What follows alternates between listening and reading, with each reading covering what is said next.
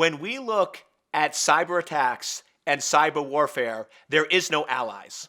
In the real world, we have allies. The United States is allies with Canada, the UK, and many other countries. However, when it comes to cyberspace, everybody's hacking everybody. The United States is hacking Canada, Canada's hacking the United States, but we have to be careful that when we talk about nation-state attacks, we're not necessarily saying every person and every citizen in that country is bad. For example, I've received a lot of correspondence when I go in and talk about the top countries that are doing cyber attacks, which are Russia, China, North Korea, and to be fair, the United States. However, just because the government and country of Russia is known for doing a lot of financial attacks against the United States, that doesn't mean all Russians are bad. That doesn't mean all Russians are hackers, and many of my good friends are from Russia.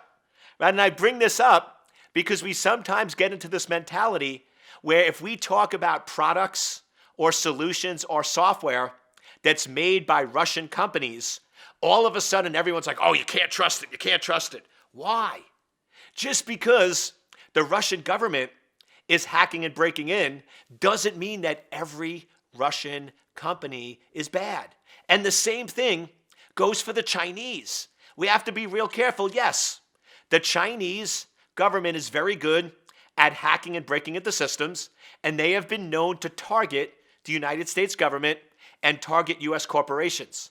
But that doesn't mean every Chinese citizen is a hacker and every Chinese company is bad and evil.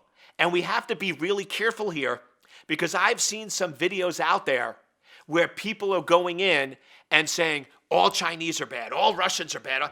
And to me, if we start getting into that mindset, we're going to start creating a lot of unnecessary problems, and we're going to limit and reduce our competitiveness.